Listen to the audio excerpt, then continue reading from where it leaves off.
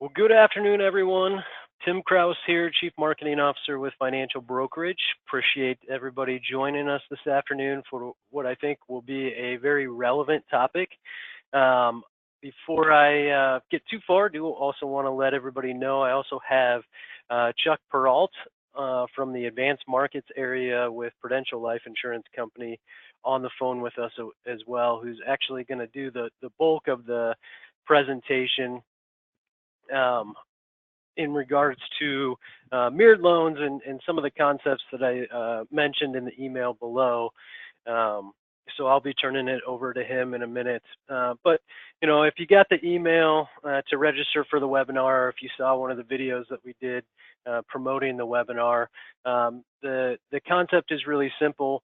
You know, whole life policies have been around for a long time. A lot of us that have been in the life insurance industry for a while have sold these policies, or we've run across them in our review process. And traditionally, as long as the policies were funded, most of them have accumulated some cash value, which is outstanding. But as you come across, you know, the combination of how the policy performs combined with just typical policyholder behavior, you can come across these policies where clients have taken loans from their policies for a variety of reasons. And as time goes on, mortality expenses get higher, loan interest charges can be on the high side. And so some of these policies might be in danger if nothing is done. So that's the gist of the conversation that we're going to have today. Chuck's got some great case studies to share with you and some ideas on how to handle these. I'm really looking forward to the presentation. Real quick, do want to mention a little shameless self-promotion for Financial Brokerage here. We've got two 2019 incentive trips that you know, even though we're more than halfway through the year, still very possible to qualify for these trips, especially if you have a couple of good cases from the concept that we're going to share today. So definitely a great way to not only help your client with their life insurance that might be in trouble, but also win a trip yourself. One is to the Broadmoor in Colorado Springs, Colorado, 5-star resort. Longest running 5-star resort streak according to Forbes travel list. If you've never been there, it's quite an experience. And then a really unique fly-in fishing trip up to Canada, Oak Lake Lodge and Outpost. Can't get there any other way except for a float plane out in the middle of nowhere. Really a 3-day experience all about fishing, cooking what you eat, and getting away from everything. It's been a trip that we've done before. Everybody's always given it rave reviews. And even if you're not a fishing expert, they've got local experts there to help you through the whole process. So you can find more details on how to qualify for that on our website, or also get in touch with us, which I'll give the contact information out at the end of the call. But I don't want to take up too much of the time that we have reserved here for you. I'm actually transferring the presentation over to Chuck at this time, and I'm going to let him take it away because he's the expert on the topic. Good afternoon, everyone. Thanks for taking some time out of your day to dial in and listen to us share this concept with you.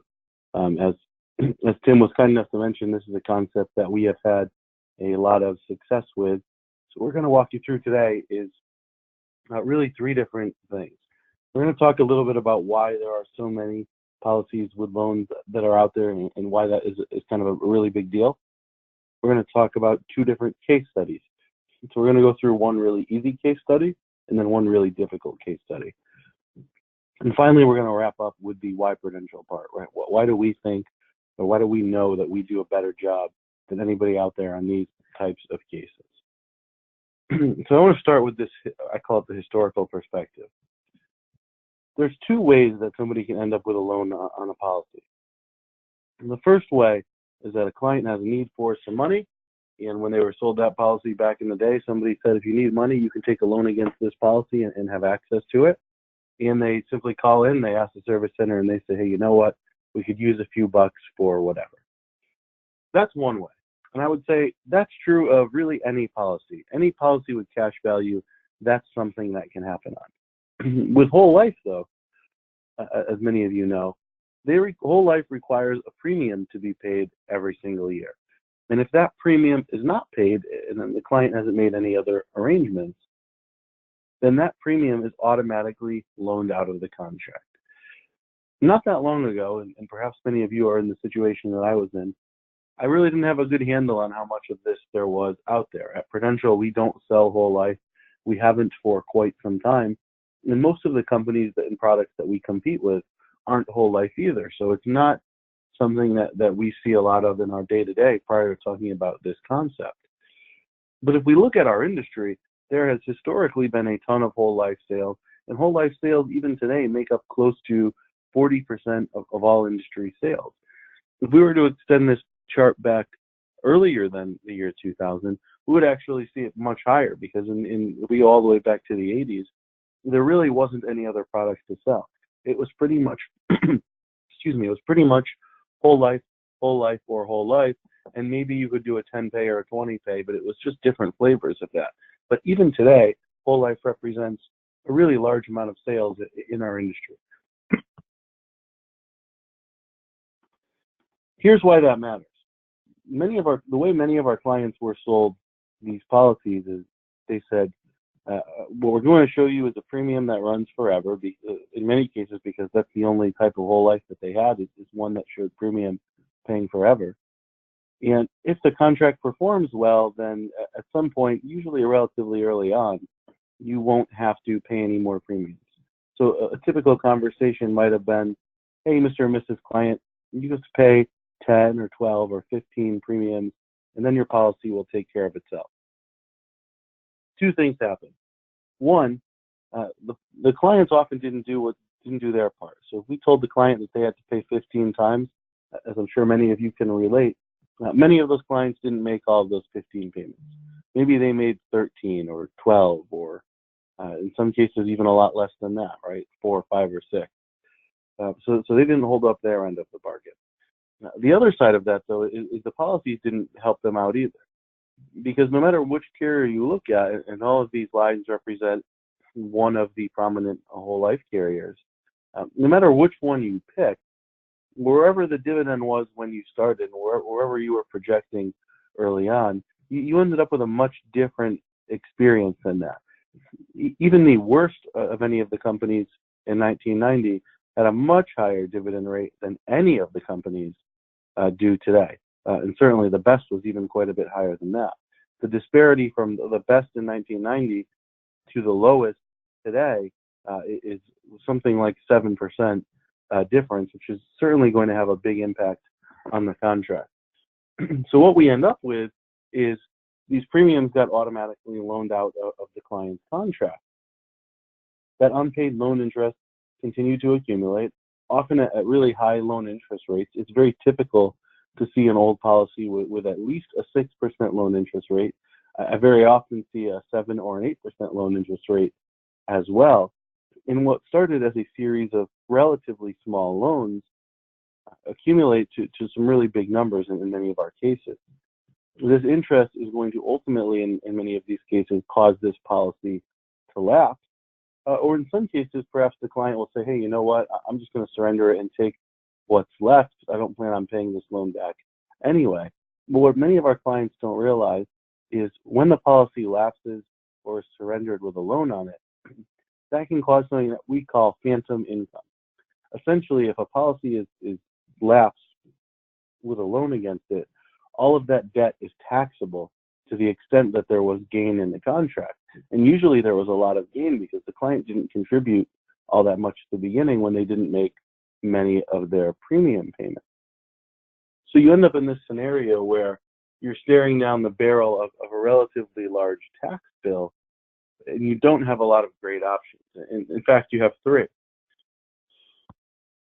And the three options that we have, and you'll see this slide in a couple different forms several times throughout this presentation, is you can either do nothing, And doing nothing might be a good idea, it might be a bad idea, depending on your health and depending on where exactly that policy stood in terms of how loaned out it was. You could address that loan on the policy where it is today with out-of-pocket funds, and maybe you could pay it off or pay interest towards it, whatever made sense for that particular client. Or you could do a 1035 exchange of the existing policy into a new policy and bring that loan over. We call it mirroring the loan, but bring that loan over to the new contract as part of the exchange. And this is where we've had a lot of our success over the past couple of years. When we started talking about this concept, really educating brokers on what they could and couldn't do with these types of cases, it has really increased the number of cases that we look at, and certainly that we've seen place over the past couple of years. We've gone from a spot where a couple of years ago we wouldn't have really talked about this concept, and we didn't really do more than 1 or 2 cases a year, to a point today where I believe right now I have over 100 different cases in underwriting, and we've certainly placed hundreds of them so far this year. So it's become a pretty big deal for us. So next I want to go into 2 case studies. We talked a little bit about what the problem was. Let's talk a bit about how we can help fix it.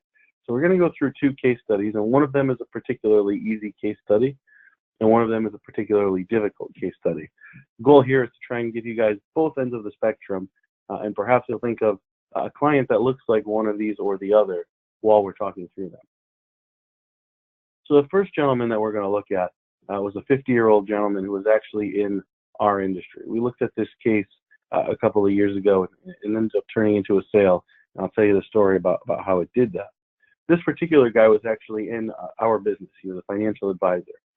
As many of you perhaps can relate, in 2008, he didn't have as good of a year as he had in the past with everything the market was doing. So when he looked to figure out where he could either save some money or simply not spend it, he looked to his life insurance policy. And as you'll see when we get there in a couple slides, his life insurance policy has quite a bit of money in it. So he could very easily not pay his premium. But like most clients, Daniel got to a spot where once he stopped paying his premium, he really didn't want to ever start again. Many of the clients that we deal with, and I'm sure for many of you is the same thing, they're fine paying the premium, but once they stop, getting them to start up again can be quite the challenge. So this case came to us, and he said he had a couple different goals. He wants to maintain that cash value. He'd really like some sort of a guarantee. If he can continue to pay nothing, that would be great. And ultimately, he wanted to figure out a way to help eliminate or minimize the impact of the loan. So that may sound like a lot of different things, but we were actually able to ultimately do all of them.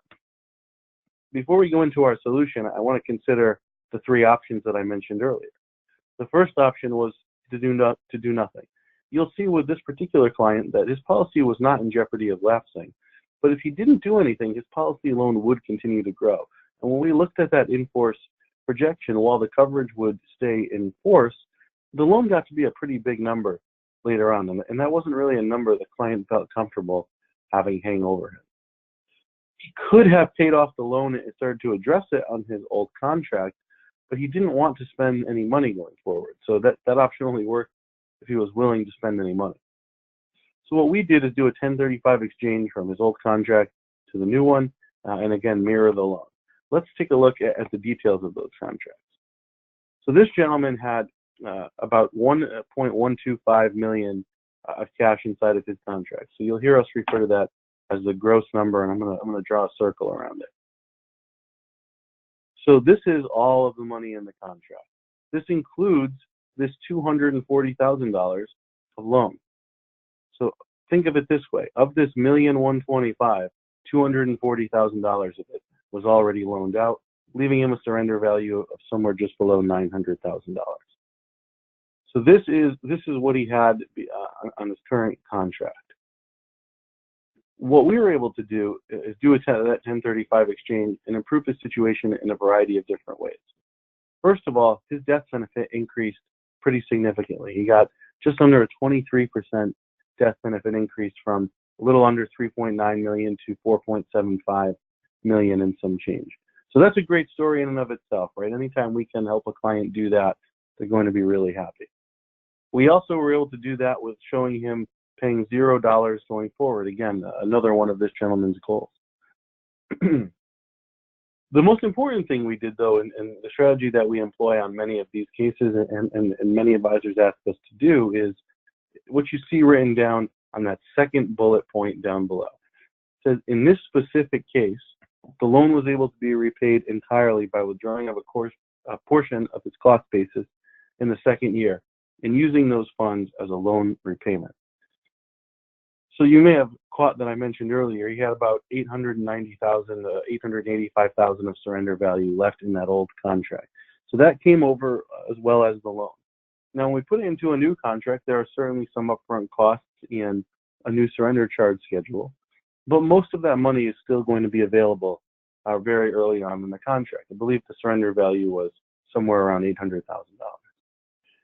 And what he did in the second year of that contract is he actually took a withdrawal of an amount equal to the loan. It was right at about $250,000 because we had accrued 1 year of interest. That withdrawal was simply a return of his cost basis, which you could see on the screen. He had $525,000. If we remember Life Insurance 101, the first your cost basis comes out first, and you don't owe any taxes. So he was able to take that $250,000 out, and once he had that money, he could do anything he wanted with it. In this case, we just chose to use that money to repay the loan. So at the end of all of this, he ended up with a significantly increased death benefit. He had no more need to pay any annual premiums. And most importantly to him, that loan no longer existed. And this is a very popular strategy. Really, anytime the loan is less than about half of the value, this is what is often asked of us to illustrate. It is usually a route that can make a lot of sense for the client. What we found is, as long as the client is something resembling a reasonably healthy person, because we do need to go through underwriting, but this is a strategy that can make a lot of sense for most folks whose loan is under about half of the value. It certainly won't make sense for everyone, but the motivation to get rid of that loan is a real one, because the long-term effects of that are going to really impact the old policy. So that was the easy case study. I want to take a look next at a case that you've probably all seen. You certainly haven't seen this particular client, but you've probably seen a client that looks like this guy. So this guy was a little older than the first gentleman. He's 54. He's had his policy for a good bit of time, 19 years. But he sort of had the double whammy here. He stopped paying premiums quite a while ago, leaving those premiums to be loaned out of the contract. And on top of that, his business wasn't doing very well, so he loaned further money out of his contract.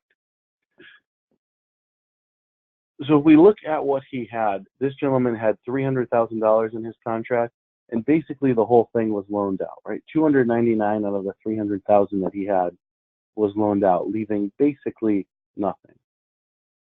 This situation represents some real big problems for this gentleman, because if he doesn't address this, his policy will lapse. And if we look down below, we can see the cost basis is $60,000. The gain that he would face if his policy lapses is the difference between that cost basis of $60,000 and the gross cash value of $300,000. So that is a really, really significant taxable gain. And he certainly didn't want to be able to do that. So like I try and do with every case, we'll get there in a second, we'll show those three options.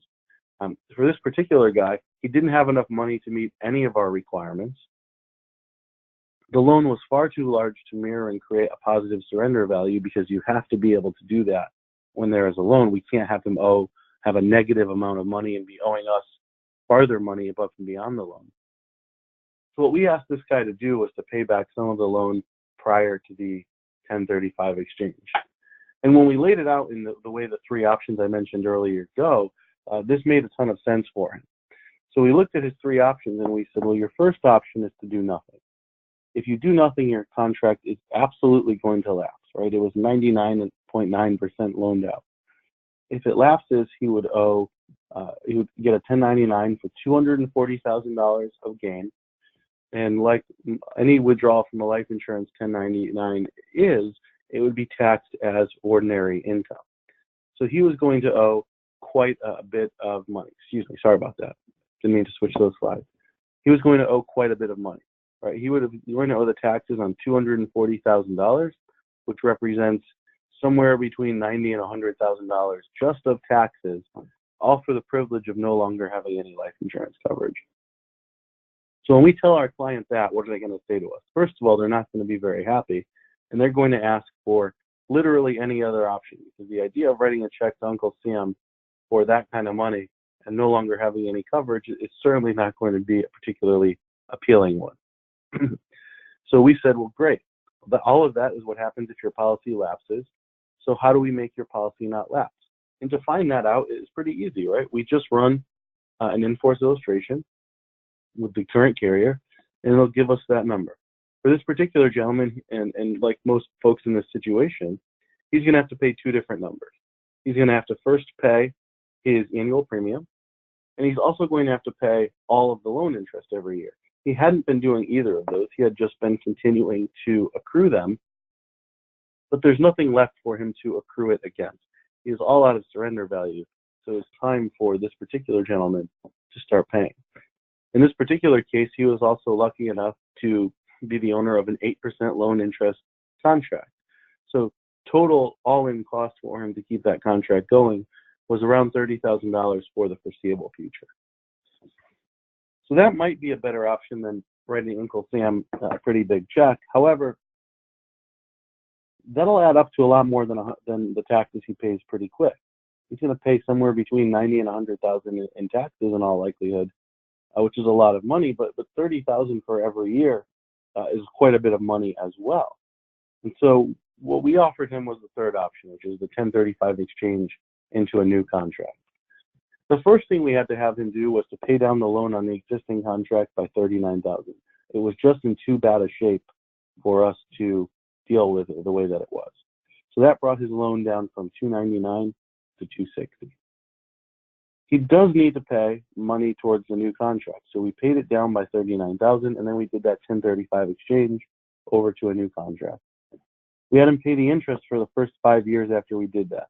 The interest rate on this contract that we used is 4%, so it's $10,400 per year for the first 5 years of the contract.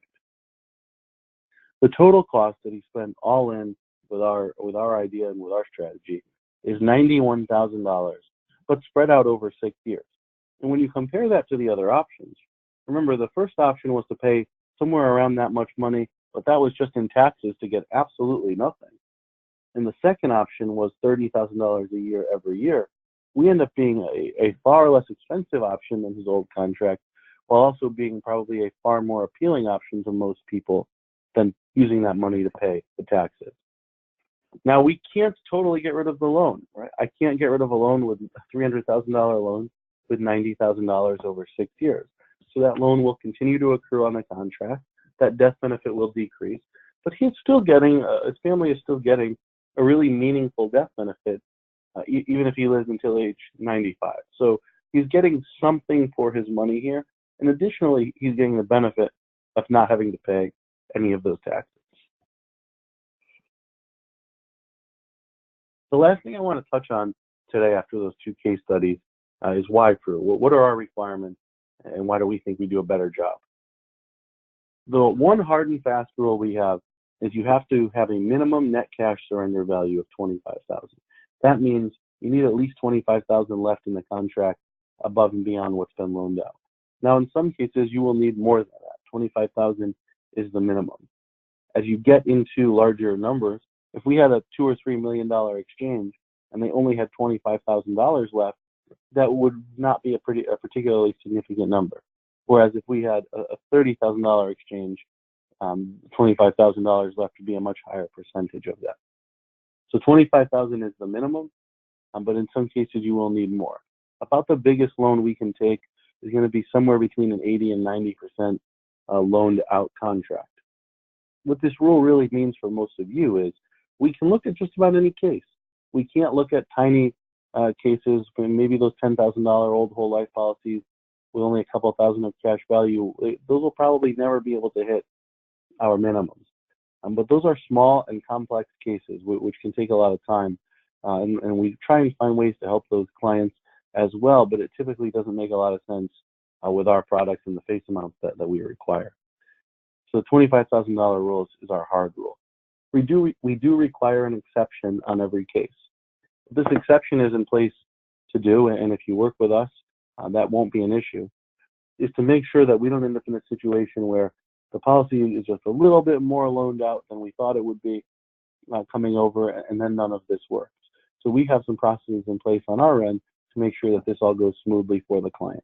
Again, if you work with us to run the illustration and help design your case, you will not have an issue. Common question I get is about underwriting. This does require full underwriting. So the healthier the client is, certainly the better it's going to help our illustration. But I wouldn't assume that just because they don't have particularly good health that we can't do it.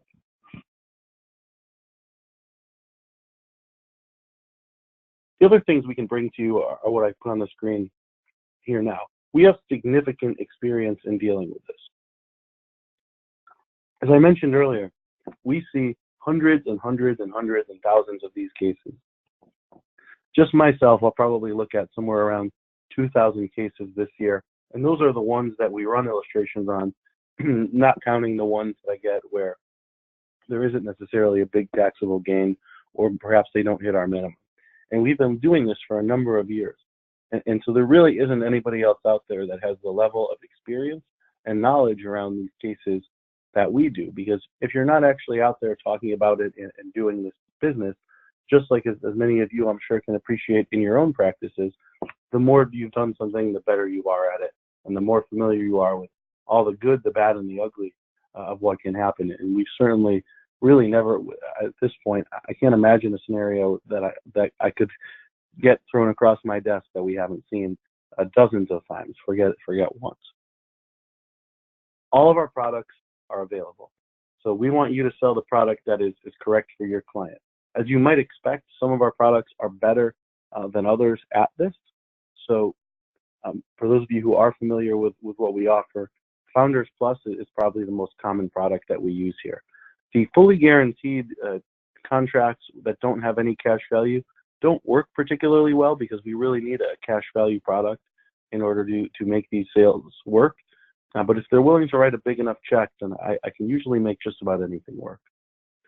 And as I mentioned earlier with the $25,000 minimum rule, we don't have any strict loan to value percentage. So we're not in a world where below this number is okay and above this percentage loaned out is not.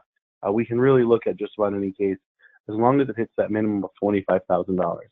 And as hopefully you saw with that second case study, even sometimes when they don't hit $25,000, we can paint a compelling story for the client around why it makes sense to help pay this loan down prior to the exchange to help put the loan in a spot where we can more effectively deal with it on our new contract.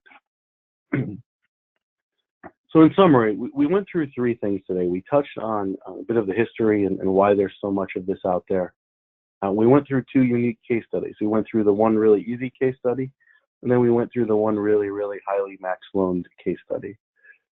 Lastly, I spoke about the prudential advantage. Well, what are our rules and why do we think we do such a good job here? What's in it for all of you guys?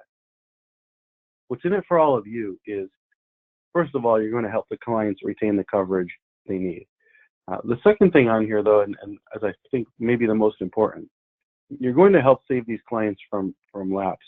And while that is an obvious thing that we would like to do with many of our clients, in this particular case, helping them save it from lapse helps them save it from some pretty ugly tax consequences in a lot of the cases that we look at. I've certainly seen my fair share of 6- and 7-figure taxable gains that a client would be facing if the policy would lapse. And that's one thing if you're expecting it, and it's an entirely different thing if you're not expecting it. And many of our clients simply don't know that this is what happens when their contracts can get very leveraged.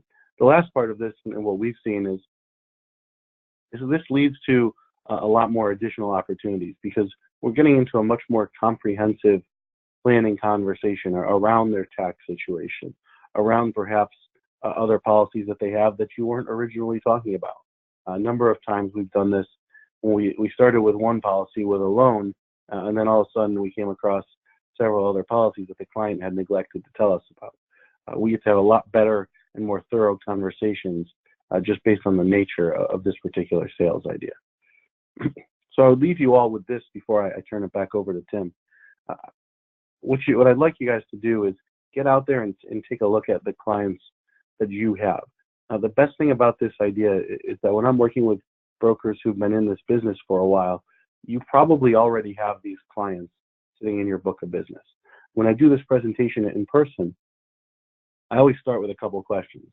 I always start with, how many of you guys have ever come across a policy with a loan? And inevitably every hand goes up. And my second question is, how many of you guys felt totally comfortable that you knew everything you could and couldn't do when there was a loan on the contract? And when I ask that question, there might ever be one or two brave souls in a big room, but most of the time, not a single hand will go up. So we know you have these clients. We know you've come across these people in your meetings. We know you found these policies, but we've also seen time and time again that no action was taken. And hopefully through what you've seen today, you've become aware of some of the actions that we can take and how we can help some of these clients. So take a look at the people already in your own books of business.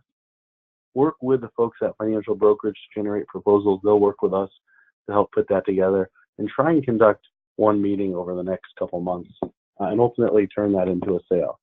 We've had really great success this year, as I mentioned earlier, in doing that. We have a very good ratio of cases that we look at that ultimately turn into some kind of an application. And I'd love for you guys to be a part of that, not only for yourself and for what it can do for your year, because these tend to be pretty decent sized cases, but also to help these clients out of again, this oftentimes really bad situation that they really didn't know that they were in the first place. So that's what I had today for you guys. I'm going to turn it back over to Tim to wrap it up and any questions that we might have had come in. Appreciate that, Chuck. And I'll start with just a softball question here. Let's say I've run across a policy in a review with a client that does have a loan on it, think it might fit this scenario, getting ready to call my life sales manager at Financial Brokerage. What are the key pieces of information that I need to have on that phone call to make sure that we can kind of move forward with the case? Because I think, some are probably pretty obvious, but maybe some aren't as obvious, like the cost basis being a key piece of information there. Sure. I would say the big thing is you probably want to get you almost certainly want to get an in-force, right? Because if we're going to be replacing an old contract, we should always be getting that. And that'll contain most of the information that we need. The one piece of information it typically does not contain that we really need is the cost basis. Some will have it in the in-forces, some will not have it in the in-forces, but we really need it separately, because being able to have that conversation about taxes and also the knowing how much we can withdraw if we are trying to withdraw funds to repay a loan without paying taxes will really color a lot of the conversation that we have. So we need the client's information, and we need up-to-date values in terms of the surrender value, the loan value, and the cost basis. Those items are kind of the bare minimum. The more context you can give us, we'd love to have it, because it helps us be that much better at designing our cases.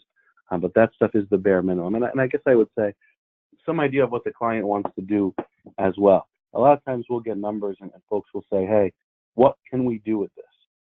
I'm happy to give some idea, but sometimes that'll happen and they really don't know what the client actually wants to do, because sometimes what they can do with this might be, how do I pay nothing and get rid of this loan?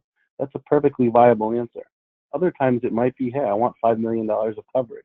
That's a really different potential case design. So that context is very important as well. Absolutely. Certainly knowing what's most important, whether it's the death benefit coverage, whether it's eliminating the ongoing payments, whether it's just simply avoiding the tax consequence. Certainly knowing what the client's intentions would be a key part of it. And I'm glad you mentioned that cost basis, because being able to come to the table with that piece of information is really key when we kind of talk about the options going forward. And like Chuck mentioned, it's not always on those in-force proposals. So it might be something that we want to request up front, either directly from the carrier, or the client might have other pieces of information with that on there. No other questions from the audience. So great job, Chuck, of explaining this clearly. So I'll just wrap up with my final 2 cents and just say, hey, look, this is a big problem. And that's evidenced by just how many people we had on the call today. Is there's lots of these policies out there. Clients don't know, they're not aware of the consequences of their behavior with the policies, just in terms of the policy may be in danger of lapsing, and and even more are not aware of what's going to happen when that policy lapses. And we can, and as Chuck mentioned also, and I'll speak personally to this, this has always been an area I've been confused about in a variety of roles.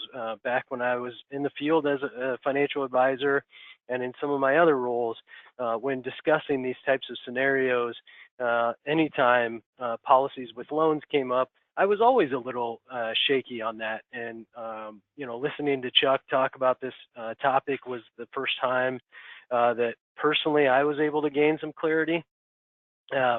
So the point here is, let's have confidence going forward when we are meeting with clients that have loans on their policies, that if we get a little bit of information and then we take the right action,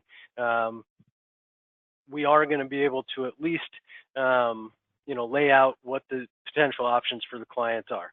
Now, I can't promise miracles, and neither can Chuck or Prudential, in that we're going to be able to present the ideal scenario in every case that comes across. But I would say, based on Chuck's experience, there's probably more that can be done by going through financial brokerage and Prudential than you might be aware of. So very simple call to action. If you come across a case, which you invariably will, 2 options. Call financial brokerage at 1-800-397-9999 and very simply just ask to speak with a life insurance sales manager. Or if you'd rather email, just send me an email directly. It's tkaraus@fb-inc.com. Send me an email, give us a call, talk to one of our life sales managers. We'll help you get started on one of these cases. And then another thing that I've heard Chuck mention in the past is that as you start to work on these cases, going through 1, 2, or 3 will start to make you kind of an expert in this area yourself. And we've seen most agents very quickly pick up on these and being able to use it as a part of their marketing approach for their practice going forward. So we're a little bit over 30 minutes, so I am going to shut up now and give you the rest of your day back. Thanks, everyone.